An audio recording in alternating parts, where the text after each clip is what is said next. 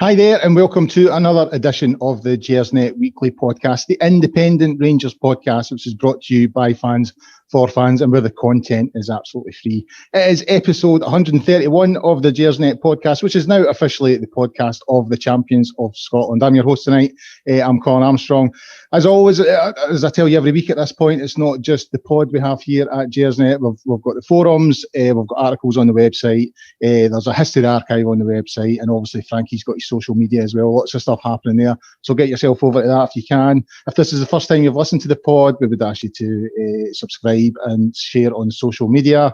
We're live tonight. It's a Sunday night after Rangers drew 1 each at Celtic Park with Celtic today. Decent result, and we'll talk about that. So we're live tonight on the Sunday night, but we will be available to download or stream the episode tonight on Acast, iTunes, YouTube, Castbox, Stitcher, Spotify, all those places from tomorrow morning. So that's the introduction gumph out the road. Now to bring in the other gumph. That's my two guests. And first of all, I've got Ross Bennett. How are you, Ross? I see you've got the retro shirt on there. I have indeed. I quite like this retro shirt. I think it's not going to go down in history as a successful Rangers shirt. No, it's not. The only time we've worn it was St Mirren, but it's nice. It fits me nicely. It highlights my features. Which is, it's a visual medium now, the podcast. So yeah, this is true. The fans are tuning in, looking to see some good style choices. Okay. And how did you enjoy the game today? How did I enjoy the game today? I quite enjoyed the game today. Well, I actually no. During the game, I was horribly stressed, particularly first half. I can't say I enjoyed that very much at all, apart from one moment of delight. The second half, it was all a little bit calmer, I think. But we'll talk about it in detail. Ultimately, can't complain. Take the point, come away from there. We're still unbeaten, 7 points from 9. Steven Gerrard summed it up really nicely. So, yeah, no complaints from me. And we've also got John McCallum, and John's got a very retro shirt on there at France 84.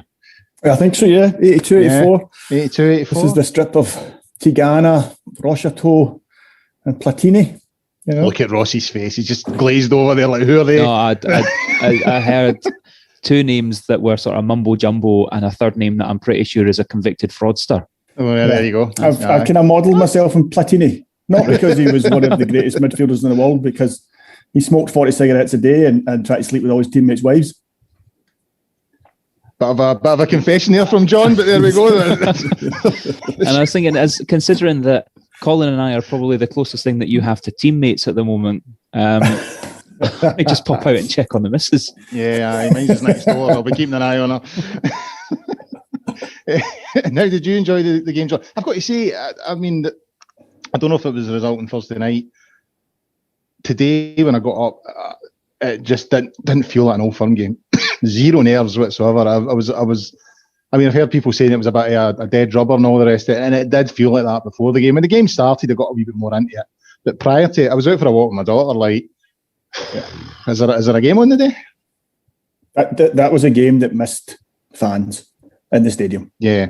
Because had there been the normal crowd in, even though it was a game that meant very little in reality other than pride, had the support been in, then the edge would have come to the game. But I don't know, it was a passive game.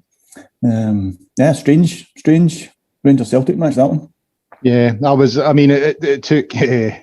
I stay in a village that's probably the best way to describe it is it's quite staunch, right? Why does that come as a surprise to nobody? Well, that's not the reason I moved here. I only moved here about 18 months ago. I moved here because we got quite a decent house for our money. So that, I mean, don't get me wrong, it was an added bonus, but it wasn't the main reason that we came here. But I was out for a walk with my daughter this morning, and on the road back up, the curbs have been painted red, white and blue. And it was like 20 minutes before kickoff. So as I turned the corner onto the main street, it was like, these curbs are red, white, blue. And I was like, all right, I'm feeling it now. I'm getting in the mood for it now. You know what I mean? But it did up until that point. I was kind of struggling to get into it. Right, guys. So Ross, I'll come to you first. Before we talk about the football, there was a lovely gesture from Celtic today around Glenn Kamara. Whoever it was, they sent it up. I can't remember, but I mean, it was a lovely gesture for them to recognise what had happened. Yeah, I think it was. There's obviously going to be debate about it was done for the cameras and whether that's true or not. I think you have to take it in the spirit in which it was intended and say, yeah, it's a good gesture. Both teams obviously standing to sort of make a real show of, we're not taking the knee anymore. We're not making empty gestures.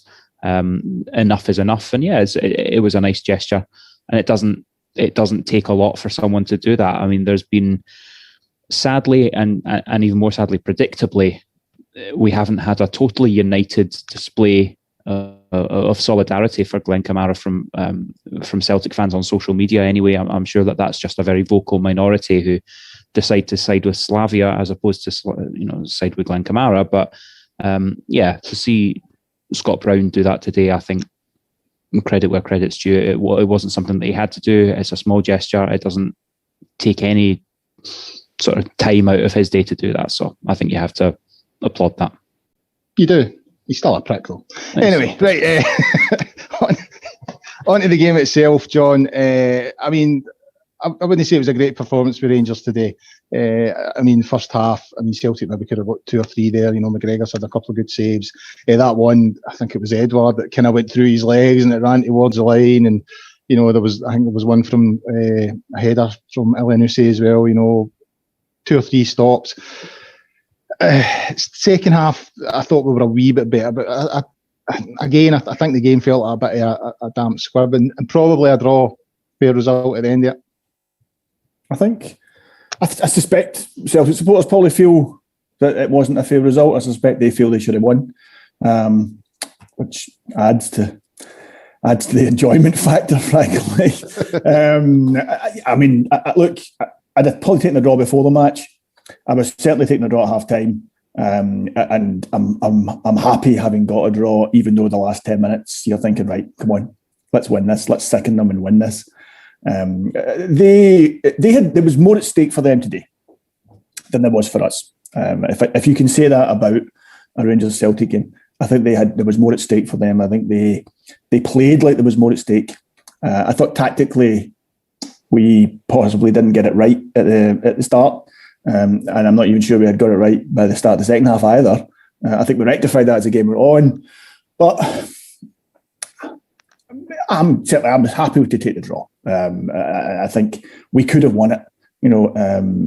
Kent's shot, what a goal that would have been. Yeah, absolutely beautiful technique, and what a goal that would have been. And we had a couple other chances where the one. There was that odd one where the keeper kicked it off the defender, and I think Roof had just kind of switched off. Yeah. That would have been a comedy moment to have enjoyed tonight. I think we would have talked about that for a while if that one had gone in.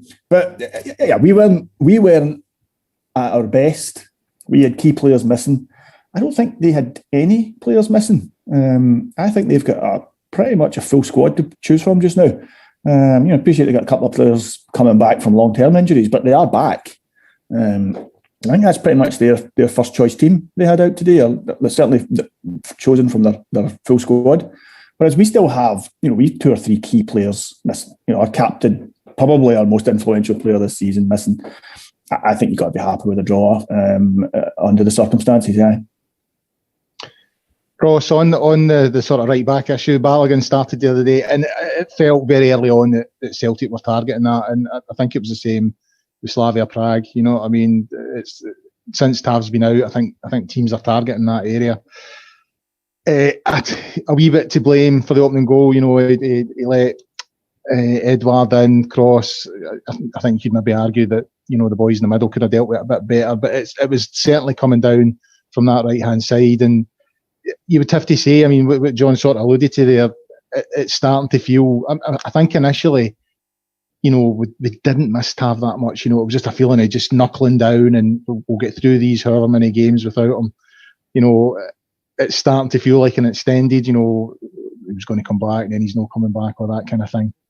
And it's starting to feel like we really are missing him now. That it struck me today, and I noticed it on Thursday night as well, that we just don't have the same balance, and we're not getting the same sort of ammunition from down that right hand side, and he's becoming a big miss now.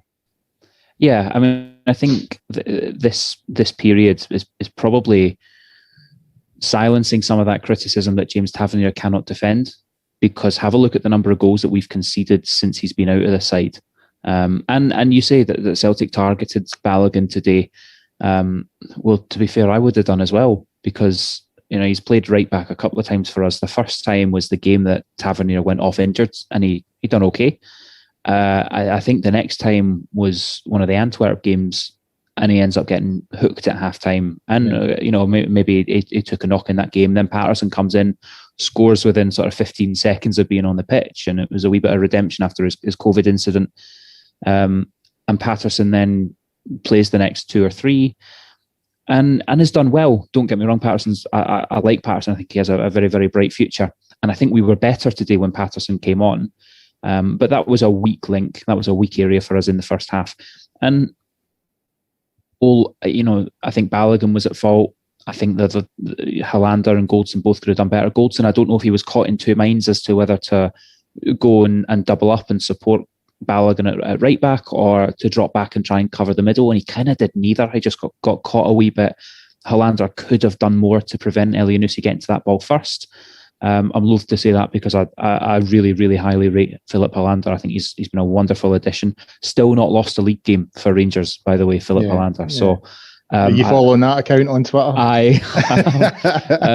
I think he's absolutely class. So look, we are missing him. I think today, one of the times that I realised how badly we were missing Tavernier, it's not just in the goals that we're conceding.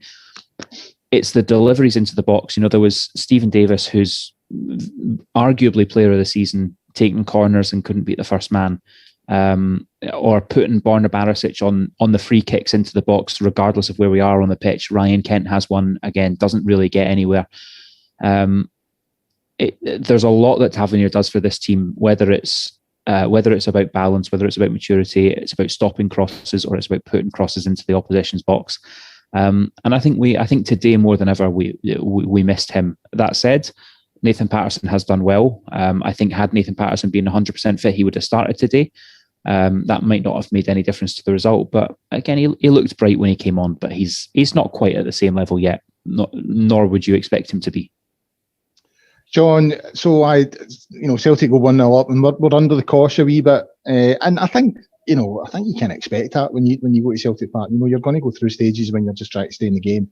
But they had a penalty claim, and I find it incredible that people actually think that it was a penalty. But I will ask you, as a learned friend of football, was it a penalty, or was it a 9.8? It was. Look, you know what? On more than one occasion on here, we have given referees a torrid time for getting calls wrong, big calls. It would have been easy for him to get that one wrong, because at first glance, I have to say, first glance at the TV, I thought, oh, what's he done? And then, obviously you saw the ref come forward and book the player, and you thought, oh, and sure enough, when you saw the replays, 100% right. I mean, it was a total dive. I think he expected to be fouled. I think he thought the foul was coming, and he would make the most of it, but the foul didn't come, and I thought the ref got that 100% right.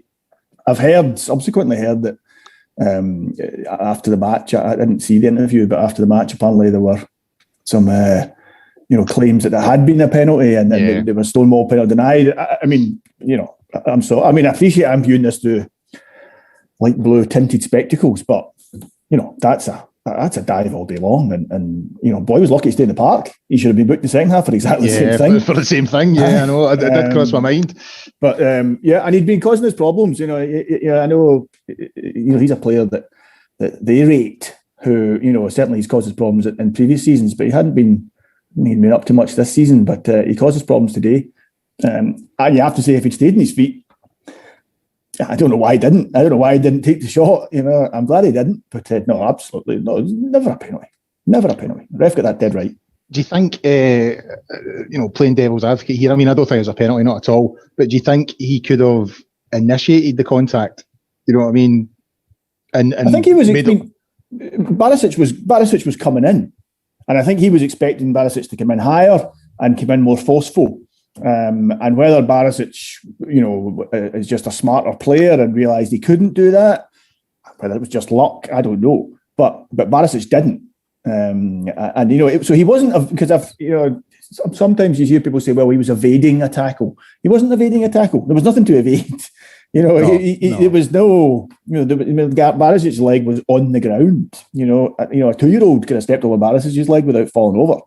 So no, it was. There's no mitigating circumstances in that one. It was just a dive, and a stupid dive that possibly cost his team the game. So great, brilliant. Ross, we've been waiting on this one for a while. An Alfredo Morelos goal against Celtic, and it was. I have to say, I mean, as I was saying earlier on, I didn't really feel much nerves this morning. I think a combination of the result on Thursday night and everything that came with it just kind of soured everything, and I was just struggling to get up for today's game. And even when we went 1-0 down, I was kind of like, who cares? We've won the league, you know what I mean? I don't really care. But when Alfie got the goal, because it was him, like me and the boy were rolling about the living room, jumping about on the couch and doing the whole, all that sort of stuff. It just so chuffed for him, you know what I mean? Because it's been so long, and there's a great photo. I don't know if you see it, it's for behind the goal, as Alfie said, and Scott Brown's lying in a heap, looking right at it. It's just like magic. You know what I mean? I just so chuffed for him. Yeah, I'm really, really pleased for him. I don't agree with you, Colin. I do not think I ever got to the point of thinking, it doesn't really matter. I agree that the game didn't feel like it had the same battle fever build up. Didn't really feel like there was a game. Zero battle fever today, I must have. No, I also didn't. We got a dog a few months ago, just a wee puppy, and I've taken him out this morning for a walk, and he refused to walk, and it was really frustrating, and I couldn't get him to do anything. He was just sitting down in the middle of the road. And when that happened about 11 o'clock, I wanted to batter someone. So from then on, I was up for the game. I had the aggression flowing through me, and it set me up for the game quite nicely. But yeah, they go 1-0 up. I was pretty distressed, fairly unhappy. But Morelos getting the equaliser, I was pleased for him, because also I think if you think back to the previous game, which we won 1-0 at Ibrox, the game where arguably again they were possibly the better side, and we were lucky to get 3 points that day. The own goal that went in off Callum McGregor, was it not? Morelos is sort of arriving at the back post. He's not far away. Just throw yourself at it. So he's learnt his lesson. He's got his goal. I never really cared about the whole. He's not scored against Celtic. He's scored against everyone else, and history will not look back on that player and say, 55, however many league goals he ends up getting, plus all the goals in Europe, but he never scored for Celtic. That doesn't matter in the grand scheme of things. And yet it seemed to matter to him. It seemed to matter to a lot of people. So I'm really, really pleased for him. I've seen a photo going around of him and his wife in the garden holding the flares. The smoke bombs. Yeah. Is it real? I don't know. No. Not sure. I did hear fireworks going off tonight, but I know it seems like there's fireworks going off anywhere, but I don't know. I hope it's true. I'm pleased for him. You could see it meant a lot to him as well. Was he holding up two hands for 55, or is he holding up two hands because that's the 10 gone? I don't know. Either way, I'm pretty pleased. Yeah, I know that they were commenting on Sky Sports and the gantry that as he was leaving, he was still sort of smiling, ear to ear and waving up to them and all that kind of thing. So yeah, a big moment for him, and I was chuffed because it's been a wee bit of a monk in the bank. I mean, I suppose at the end of the day, as long as we're winning games against Celtic, and we'll go on to talk about that, there's been a remarkable turnaround in these fixtures in terms of the results. So it doesn't really matter who gets the goals, but it was something that he was getting a bit of stick for. So yeah, I was really chuffed for him, I must admit. John, I mean, in terms of the second half, there was a couple of wee bits and bobs here and there, a couple of nervous moments, and we had a couple of wee chances as well, but I would say we never really looked in danger. But one thing I did notice, and I found it quite frustrating, was I felt Celtic could keep the ball for long periods and play between the lines and work something. We tended to have the 3-4 passes and then give it away, really sloppy in possession at times. And Steven Gerrard said afterwards, he felt that the team are leggy, and you would have to say that they looked like that. They were really disjointed at times. There was more than one occasion I thought there was a break on, and our use of the ball and how cheaply we gave it away was really, really poor. So do you think that's what it is? Do you think it's just a case of, the amount of games that the players have played starting to catch up on them a wee bit? I think it's a mixture of that. I think tactically we didn't get it right. I don't think we got our selection right. And we spoke about Balogun. I think playing Balogun at fullback was a mistake. You did give me a message this morning saying it was giving you the fear when you seen that. Yeah, that's true. I didn't know if you were going to give me the credit for that on this or not. But of course, I would always give you the credit. I'll set them up, John. You put them in. But I think to be fair to Balogun, I think also the problem was the midfield in front of him weren't working hard enough, weren't covering for him. I think we've missed Jack, and I think Arfield. Hasn't come back from injury in the form that he went out in, and because of that, we're relying on Kamara and Davis. And I thought Kamara had a quietish game by his own standards. I think, to be fair, I think the Celtic midfield probably had their best game against us, probably their best game against anyone for a while. But I thought him and Davis were the midfield. I don't think Aribo is a midfielder. I know he is able to play in many different positions, but for me, Aribo is not a midfielder. I think when we play Aribo with two sitting midfielders, then the expectation is Aribo is going to be playing quite advanced, and I think that works quite well against quite a few Scottish domestic opposition. I think that's a luxury we can have in some of these games where you're going to have a lot of possession and you're going to be doing that. But I think against Celtic at Parkhead, and that's a bold move, and I don't think it worked. I think we needed somebody on the right-hand side giving cover for Balogun and also giving us an outlet, because everything was coming down the left, and Celtic knew that was going to be the case, and they were able to cover and kind of block it. And we missed Tav. You guys have spoken about that already.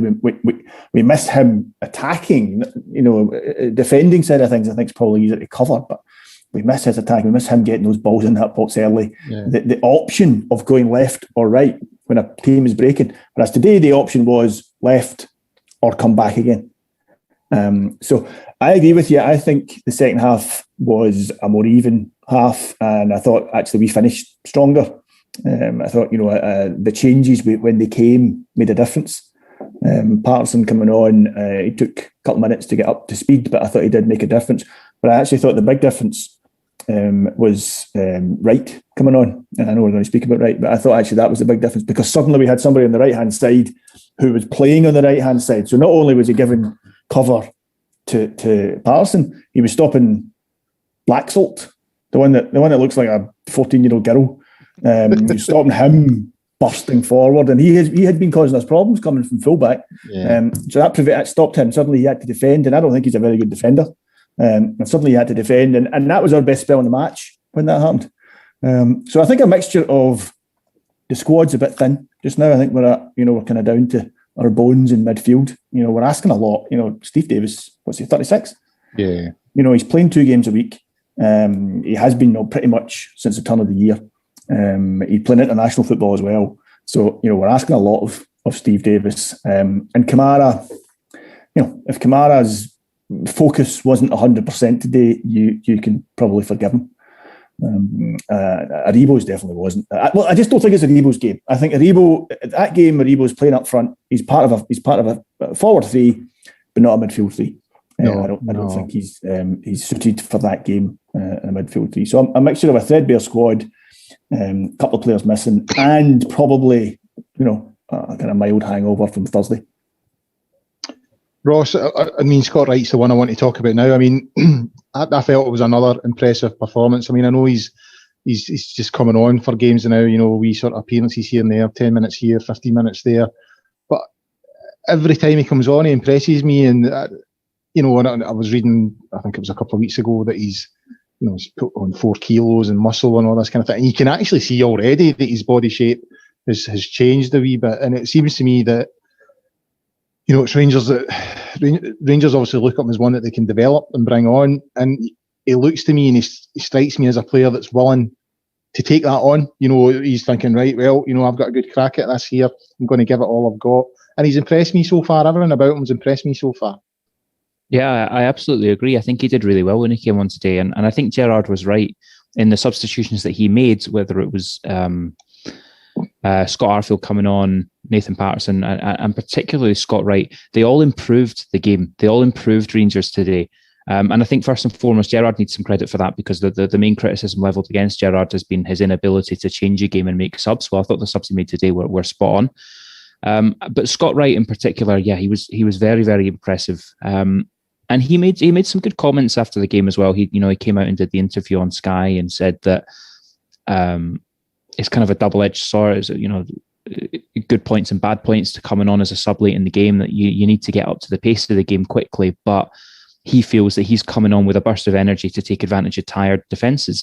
And I thought that that's exactly what Celtic's defence did, was they seemed to tire. I think that the fullbacks that Celtic have in Laxalt and John Joe Kenny, it's as if they've gone out trying to replicate what Rangers do with their fullbacks. I don't remember seeing a Celtic team with fullbacks playing like that before. Obviously, you guys will have seen many more Celtic teams than I have, just by nature of your age rather than your affiliations or your preferences for clubs. But we saw the great Anton Rogan playing fullback for Celtic. That'll be a podcast in its own.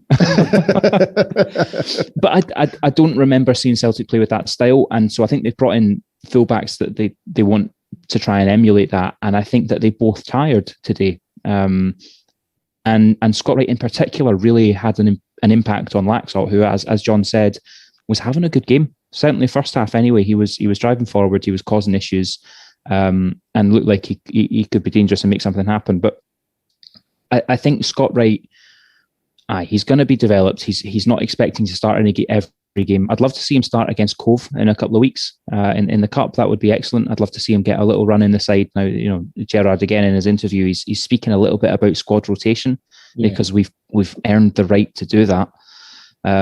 I'd love to see him get a little run in the side, because he's good in and out of possession. Like I say, he was putting pressure on Laxalt today. He's forcing mistakes.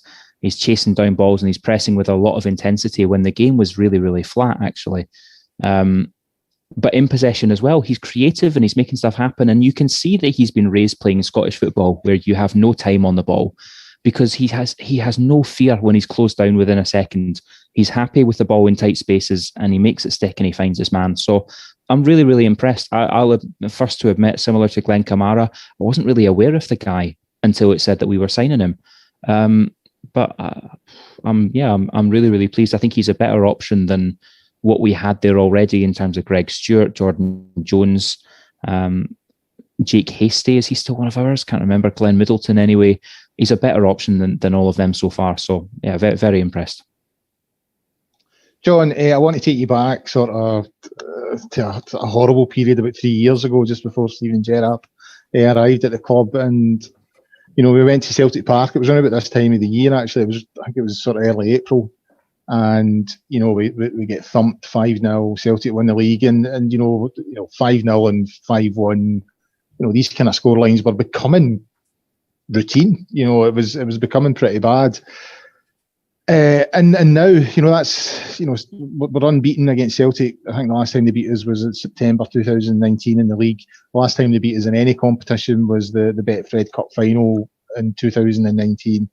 We went to Celtic Park the last 3 times. We've won 2 and drawn today. It's a remarkable turnaround, in a fairly short period of time, in terms of the results of these fixtures. If you were to say to me, 3 years ago, when we got stuffed 5-0, and I honestly that day I thought there's no way back for us. We are never coming back. And Gerrard arrives, a couple of weeks later. The first game at Celtic Park, we get beat 1-0, and he got beaten that first game, but he'd narrowed the defeat. We weren't getting stuffed anymore, and then we win the game that Ryan Jack scores the winner, and gradually he sort of, the first thing he sort of got was sort of parity. They beat us at Celtic Park, we beat them at Ibrox. But now it seems, they can't beat us at the moment, you know what I mean? And it's incredible. It really struck me today. I thought, when I was thinking back when the last time they beat us, I was like, this is like a year and a half ago since they beat us. The change is Gerrard. It's easy to sum up what the change is. Gerrard's come in and he has completely changed the mentality in the club. He's changed the playing style, and he's changed the majority of the players. And it's taken him, well, it took him 2 full seasons to get a squad and a style that he was happy with. But there were signs all through that period, as you know, and any Rangers supporter has seen that. There were signs in the first season, like you say, when we, that beating Celtic. Firstly, giving Celtic a game at Parkhead.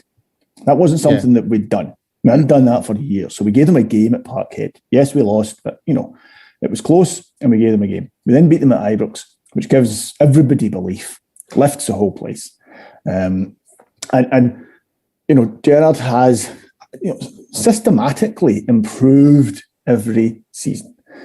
So how he's done it, I'm not sure. It's a mix of things. That's that which I thought was a really interesting interview. When I shared with you earlier on today, the one he did a press conference with Liverpool-based media last week. I don't actually know why he did that, but he did a press conference for Liverpool-based media, and he was having a blather with them. And he spoke about going to the 3-2 game coming up. He wasn't Rangers manager at the time. Yeah. He's come up to see the match. And I don't know if we were talking to him at that point or whether this was just coincidental, but he came up to see the game. We lost 3-2. And he said, Rangers were ahead twice in that game. And Celtic won it. But they were down to 10 men. Celtic were down to 10 men, yeah. Down to 10 men and Celtic won it. And he watched that game. And I think at that point, he realised what some of the issues are with this team and this club and what needs to be addressed and addressed quickly. So Gerrard and his coaching team have transformed not only the type of player we've got, but the mentality of the players. That's a game today. If we'd lost that game today, we'd have been able to make excuses for that. We wouldn't have been happy about it. But we'd have sat here tonight and made excuses and said, League's won. Tough game on Thursday. That was the one we wanted to win anyway. Celtic were always going to be up for it. The manager, stand-in manager's desperate to get the job. He's got them all fired up. They've had 2 weeks to prepare. We didn't. We played poorly today. It's as bad as we've played it since the turn of the year. And we still came away with a point and could have won it. So the mentality has been completely changed, Colin, and that is entirely down to Gerrard and entirely down to Gerrard's management, coaching staff.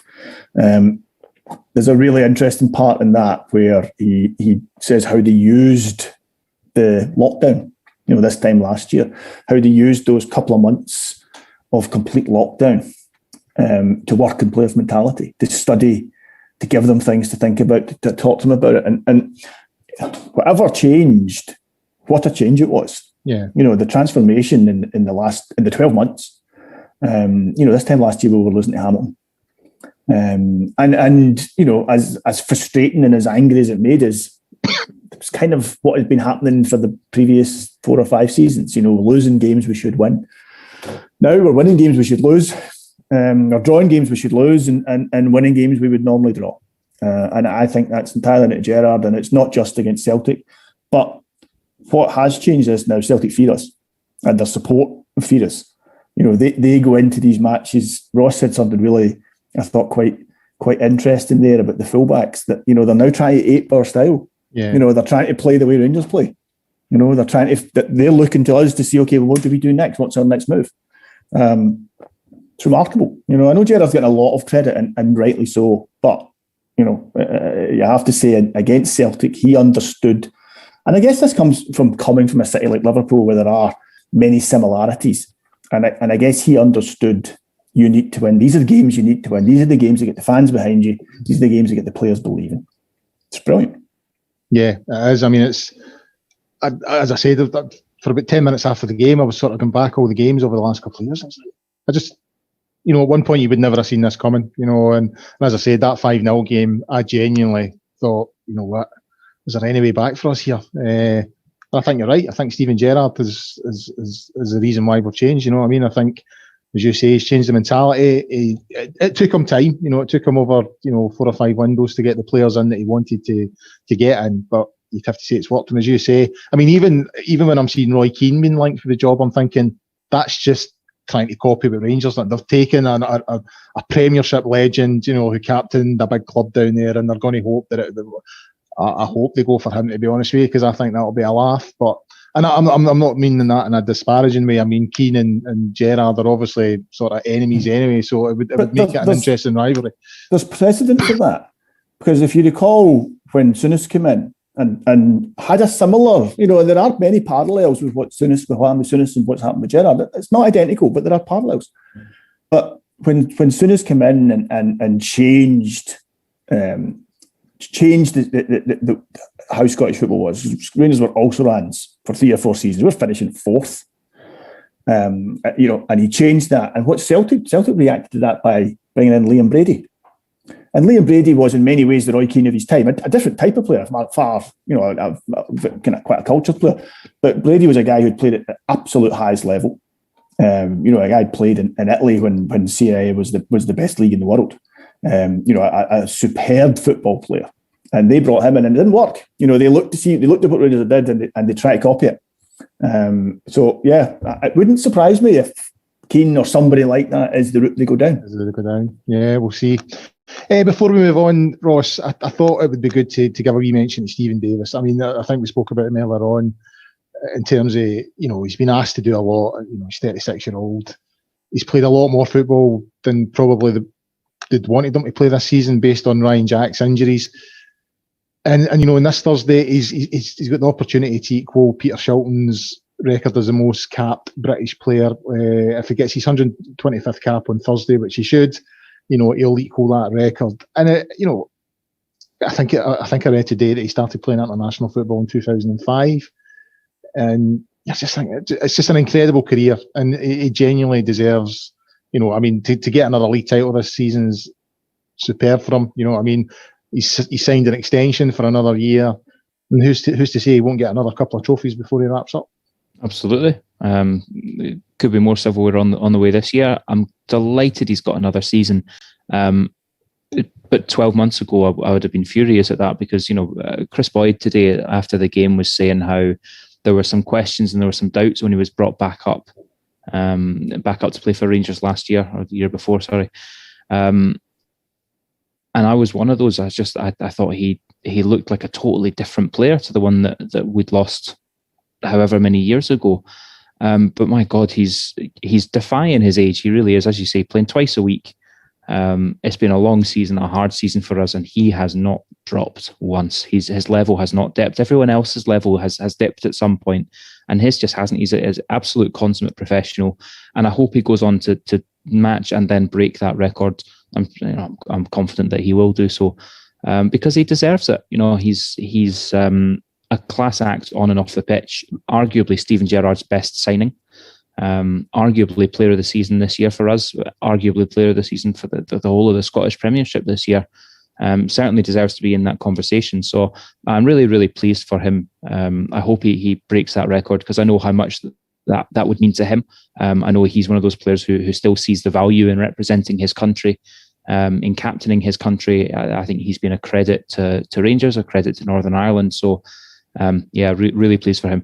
I know you're about to move on, and I know that we've probably talked about the game for too long today, but can I just say one more thing on this, which is that I think the fans today, the Rangers fans, have to take a huge amount of credit. Obviously, as you've said, pavements have been painted red, white and blue. Flags have been flown all across Scotland, some in very, very funny places, including up and down the Celtic Way. But I think it would have been so easy for our fans to gather today and to have a massive get it up you moment to Celtic, and they didn't do it. And I think it shows a real sort of maturity from the fan base, and I'm really pleased that we can sit here and say that, because I think there were certain parts of the media that were desperate for Rangers fans to gather at Parkhead today, and we never done it. We didn't give them that fodder. So no, I think we need to take a lot of credit, because it would have been so easy to go out and have a party today and really wind them up, and we didn't take that opportunity, which is great. Did you see the tweet? I don't know if it was a parody. I suspect it might be, but either way, if it is a parody, it's still some top quality content. It was a guy. He was sort of tweeting, a call to all Celtic fans. There's Rangers flags all down London Road. I want every Celtic fan to get there with, and he's got a photo of the ladders that he's carrying. he's carrying to go down and take all these flags down. And then about half an hour later, he tweeted, "Oh, I couldn't get on the bus. The driver wouldn't let me on the bus with the ladders." I mean, as I say, I don't think. Part of me thinks that can't be a genuine Celtic fan, but even if it isn't, that is pretty good content. No, I've seen, you know I have seen photos, at least one photo of a Celtic fan or a guy in a Celtic top up a ladder, trying to get the flag down. Trying to get a flag down. So, fantastic! Look, they've done it in the right way. You know, there's every motorway, every main road. There's a flag hanging off a bridge. There was flags down at the. You know, I'm down in London. Flags down at the Blackwall Tunnel down here in London, saying Rangers 55 champions. So we've done things the right way today, and I'm immeasurably proud to say that. Good stuff. John, on to something that's not so good now. It's still sort of rumbling on from Thursday night, so I thought we'd have a wee talk about that, you know, the Glenn Kamara stuff. Now, as we've said earlier on there, you know, Kamara played today, but he didn't really look himself. Now, whether that's linked to what happened on Thursday, you know, whether he's not been entirely focused on the game, or whether it was just, you know, one of those days when he didn't play well, I don't know. But as you said earlier on, you could totally understand why, you know, if his mind wasn't totally on the game, why that was the case. You know, he issued a statement through Amir Anwar on, I think it was Friday night. I think we were live on air with David at the time. You know, and that statement was sort of critical of the silence of both UEFA and the SFA, which I found interesting. And the latest development today was, you know, that the players refused to take the knee, and it just feels it's a really sad episode all round. You know, it's really, in this day and age that we're still seeing this, it's pretty poor. Shocking, you know. And look, a lot of this stuff, and it's difficult. I think there was 3 white guys. We've never experienced racism. We may have experienced discrimination in different shapes or forms in our lives, but we've never experienced racism. And I think it's difficult at times for, you know, people like me to fully grasp what it must be like.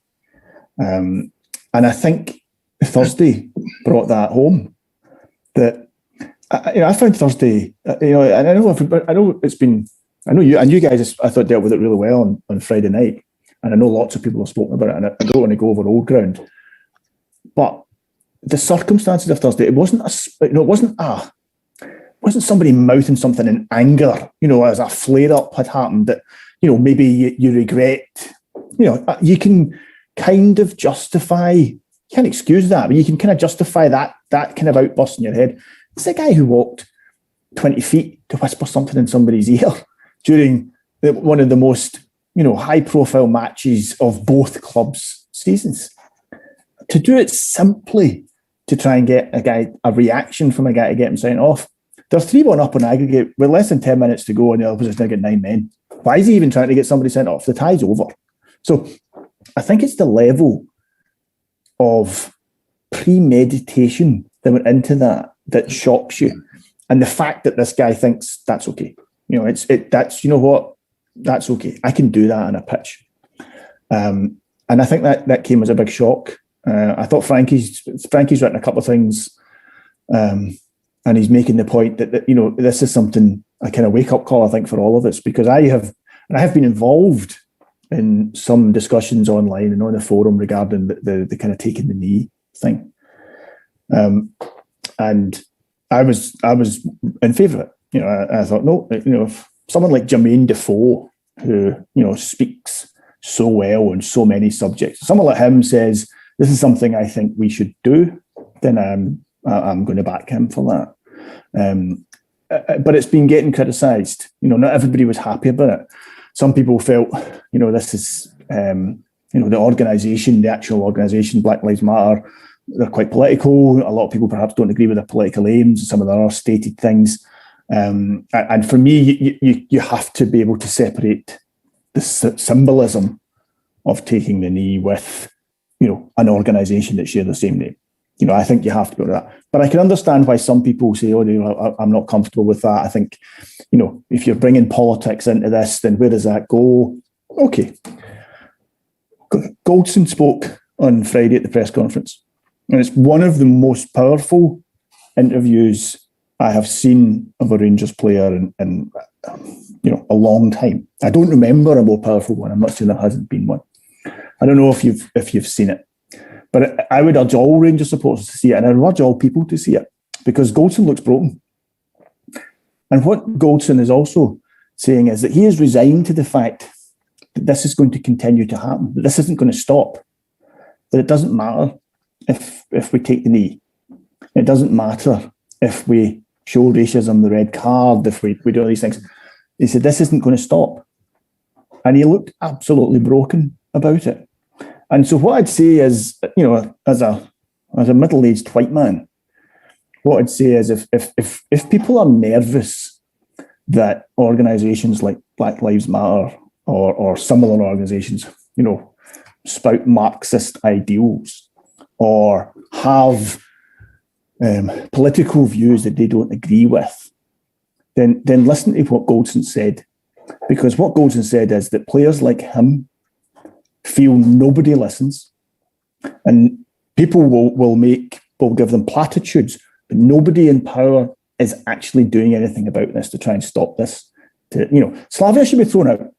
Okay, this wasn't something the fans did. This was a player. Rangers shouldn't get put through in their place. Arsenal should get a bye, but Slavia should get thrown out, and they shouldn't be allowed into Europe next season. You do that. UEFA make that decision. That's it, done.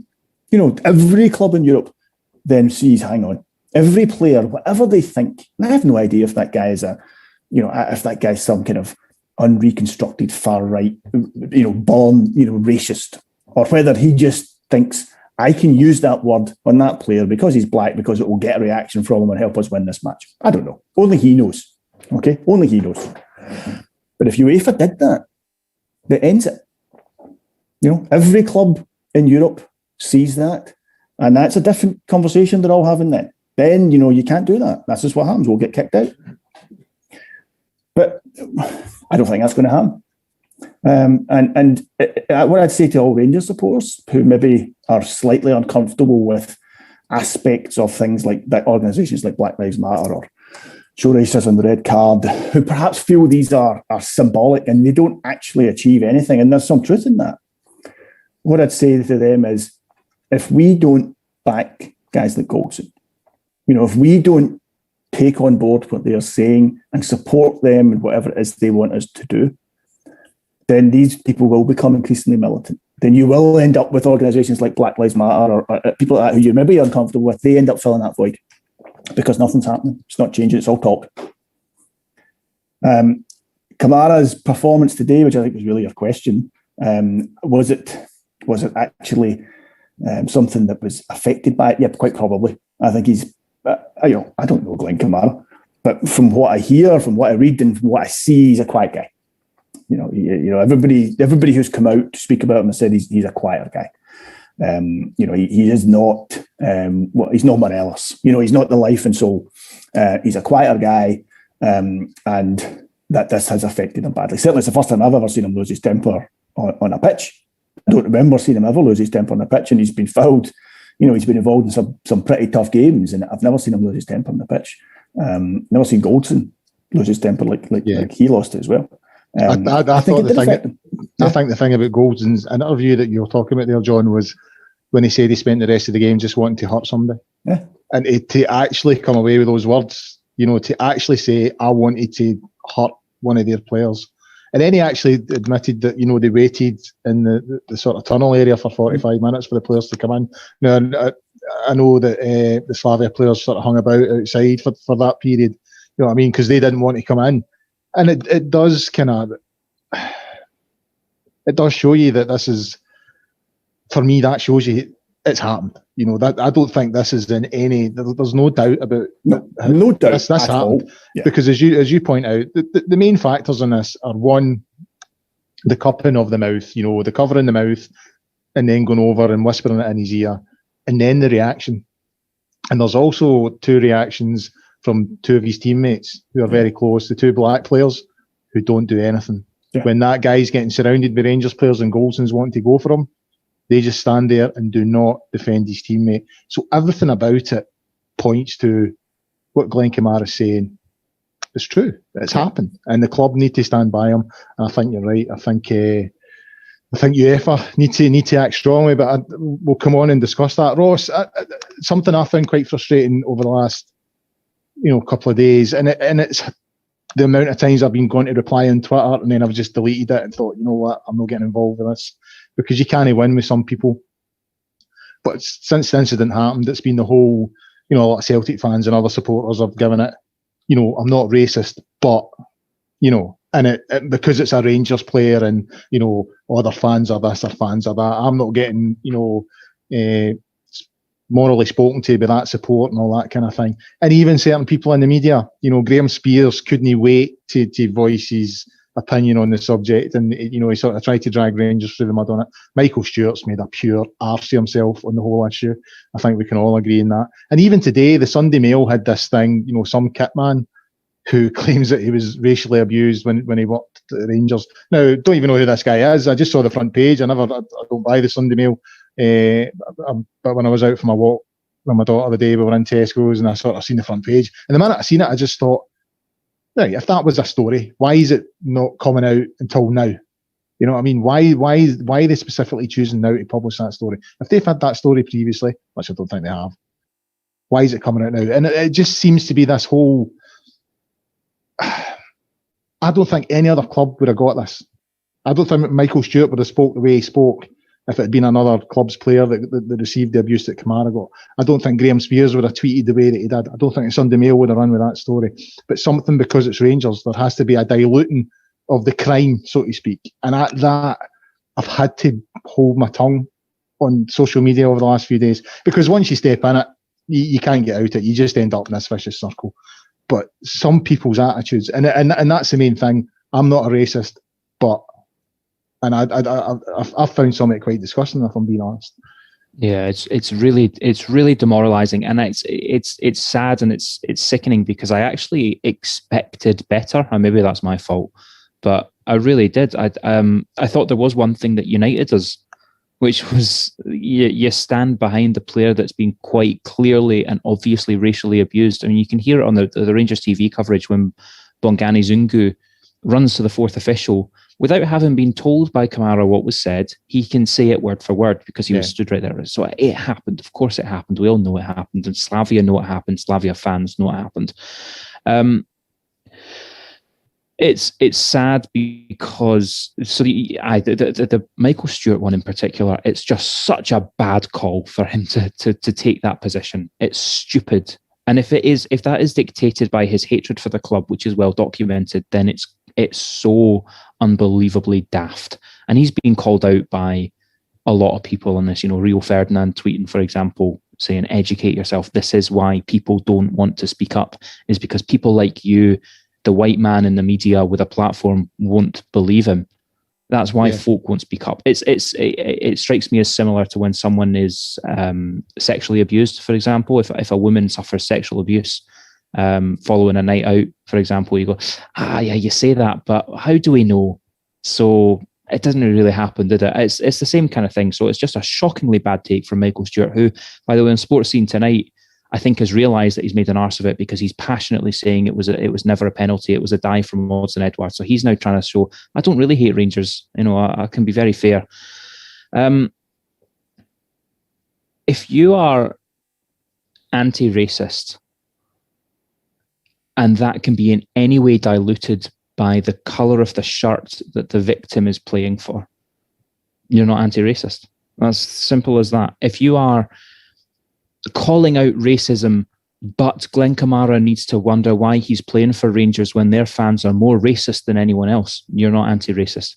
If your views on racism are affected by the employer of the victim, you're not anti-racist. So let's stop pretending that this is about racism, because for some people it simply isn't. For some people, and I won't say that this is just Celtic fans, because we've seen it. I think you see it from a lot. Actually, I've seen it from Slavia fans, but I've actually deleted my Twitter app because of it. If you click on the tweets by the Daily Mail or by TalkSport or Sky Sports, it's not just Celtic fans saying this. Yeah, it's fans it's English fans who have nothing to do with our game. are saying, yeah, but Rangers fans are more racist than anyone, or we don't really know what he said, do we? I mean, it's one word against another. There's a lot of folks saying, they're losing and they've played the race card. No, you're not anti-racist, and it shows that for all of the gestures, all of the kick it out, show racism, the red card. By the way, two organisations that I think do a lot of good work, and I don't mean to discredit the efforts that they're putting in, but it's not worked. It's simply not worked because it's I think this incident has shown that tribalism and the colour of the shirt of the team that you don't like is more important than the person being racially abused. We're in a losing position. It's really saddening. That's why I say I think it's a good thing of Scott Brown to go and make that gesture before the game, and show, right, we're distancing ourselves from those people making those comments. By the way, some horrendous social media abuse as well, and I'm glad that Tavernier highlighted that. Every single black player for Rangers has faced this season. This is not new, and it's ongoing, and every player's had it. Glenn Kamara, it's not just about last Thursday. It's not that this was one line that was said to him, because now every time he opens his phone and goes on Instagram or social media or whatever, he's being flooded with these messages. I mean, you saw the banner that the Slavia fans had for him. Yeah. And every Instagram comment, every Instagram picture that he has now going back years, you've got fans commenting overtly racist material under it. So every time he opens his phone, he's subject to this again. It's dreadful. It really is, and I think a lot of people have let themselves down in their response to this. I don't know where we go from here. I really don't, because I don't see UEFA making an example of them. I don't see them taking any action, because how can they investigate it? That's their line will be, he says this, his teammate backs him up, but his teammate would back him up, so that's not really evidence. And I think that'll be the end of it. We wait and see, but I just have no faith in this system now. John, that leads nicely on to my next question. What does happen next? I mean, I know UEFA have said that they're going to investigate it and all the rest of it. Kamara's statement was really, really strong, I thought, and the one bit that I thought was particularly strong. He said that failure to act by UEFA will be viewed as a green light for racism to continue. I mean, their forming this is not good. I seem to recall that Man City got a heavier fine for. Did they not do something with standing for the music or something? The Champions League. That's right. The Champions League anthem. So they got a heavier fine than another club round about the same time had for, I think it was racism for their supporters or something like that. So their UEFA's form in this is not good. It does seem to be that it just gets paid lip service. So where do we go from here? Because I think this one is quite different. I mean, every racist act is the same. It's the same horrible thing at the root of it. But I think the things that you highlighted earlier on, the premeditated nature of it, the fact that players have reacted, the fact that one has obviously heard that there's a witness there, Zungu has heard what's been said. I think this one's different. I think this is probably slightly different from other cases that I've heard. And to me, it gives UEFA as good an opportunity as any to make a stand here. But yeah, I find myself thinking, that's not going to happen. I'd sort of thought the same sort of thing that you were suggesting earlier on, that Slavia should be thrown out the tournament and Arsenal get a sort of bye through to the semi-final. But I think the worst that they're going to get is a sort of, a mediocre fine. Unfortunately, I think you're 100% right. They are. I need to be careful I don't start dealing in stereotypes. Eastern Europe, former Soviet bloc countries, and I would include the Czech Republic in that. In my experience, so this is anecdotal, but in my experience, their use of racial language, of homophobic language, is much more common. Much more common. I've worked with a few Polish companies recently. And on more than one occasion, I have been quite shocked at some of the language they use casually. And you say to them, can't use that. You can't say that. And then, you might say to yourselves in a WhatsApp group, it's fine. You can't say that in an office environment. It's, what. And these are people I know, and I'll be honest with you, these are people I quite like. These are nice guys, but culturally, that side of it, it's like the 1970s it was here. And I don't actually think they are. I don't think they're believers of a white super race or anything like that. I just think it's a cultural thing and I suspect it exists in the Czech Republic as well. I have no actual evidence for that.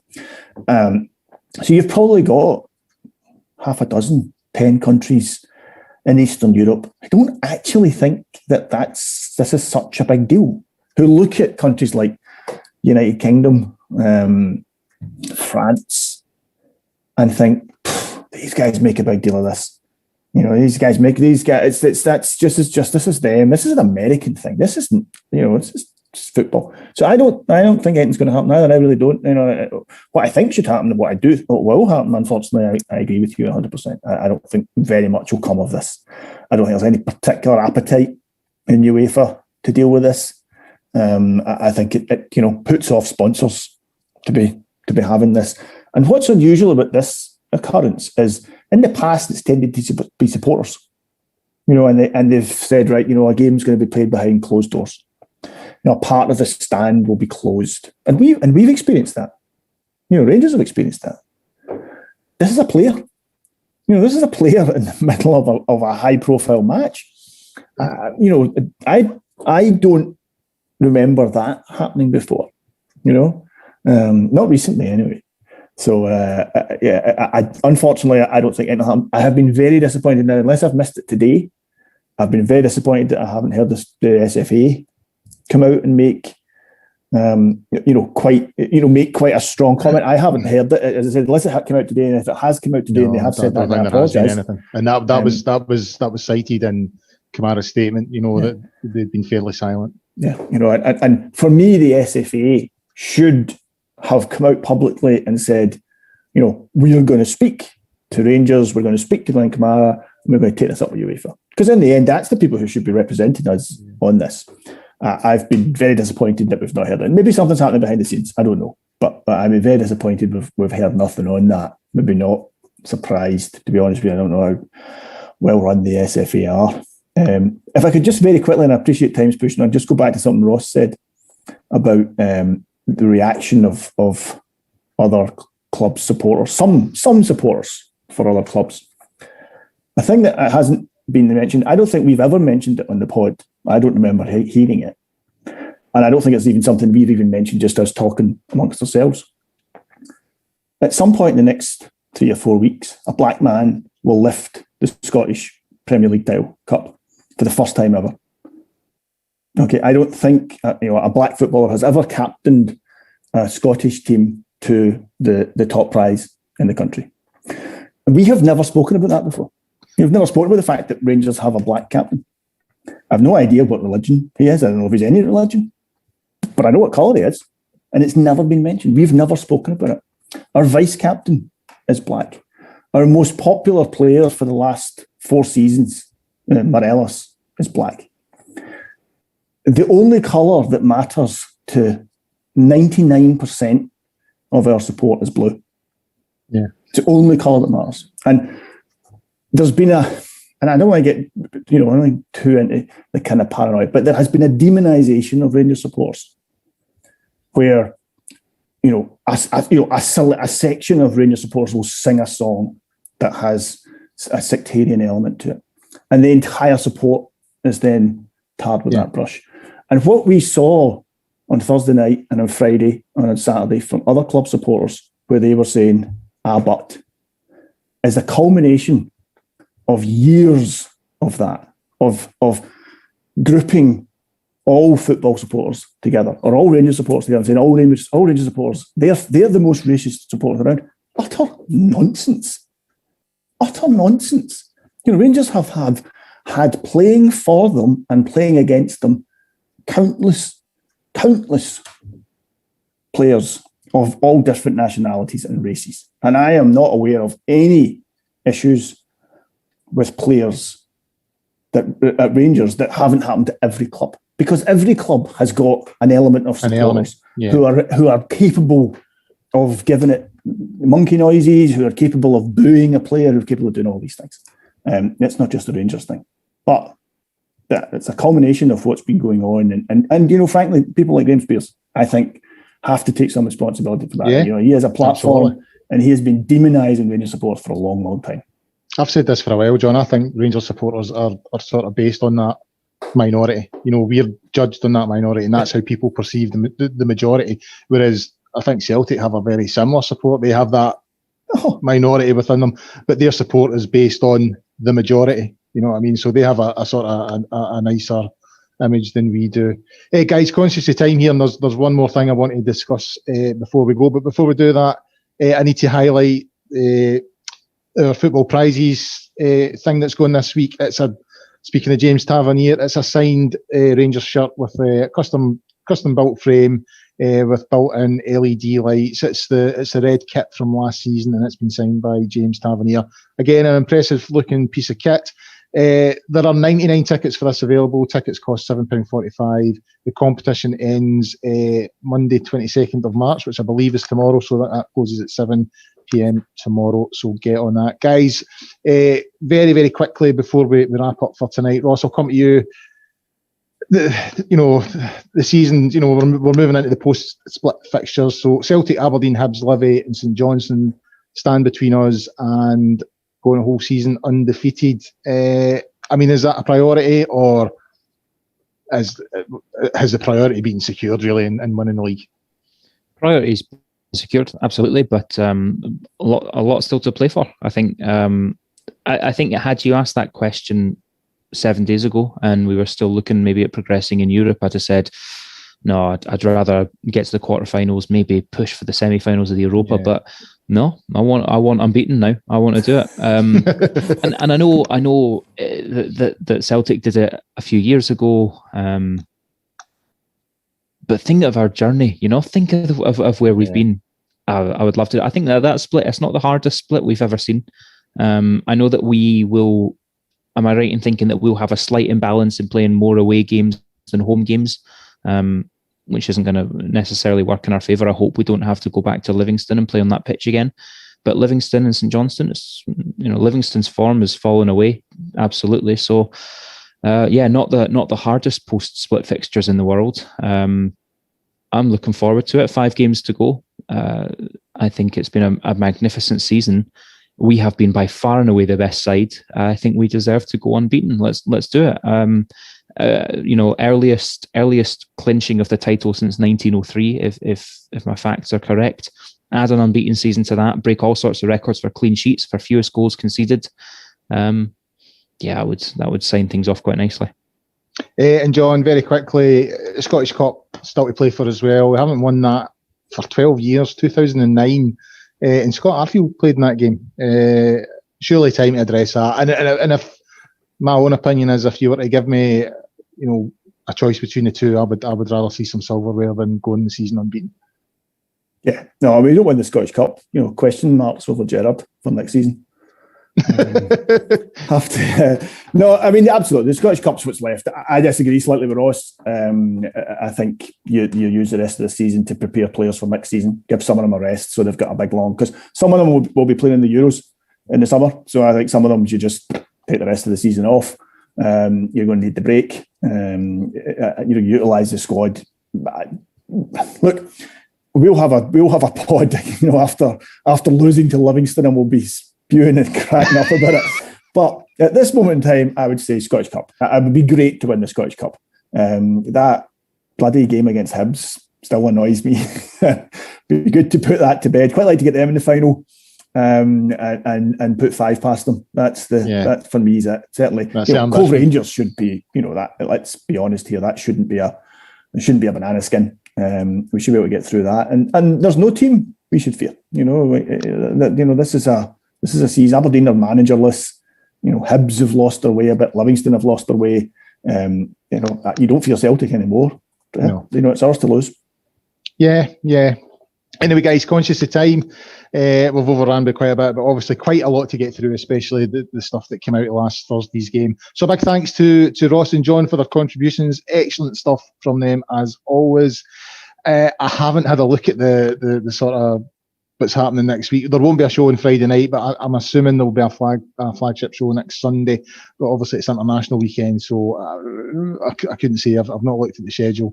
But in the meantime, until between now and the next show, get yourself onto the Gersnet website and forums at www.gersnet.co.uk. Guys, until the next time, stay safe, get your vaccine, all that kind of stuff, and bye for now.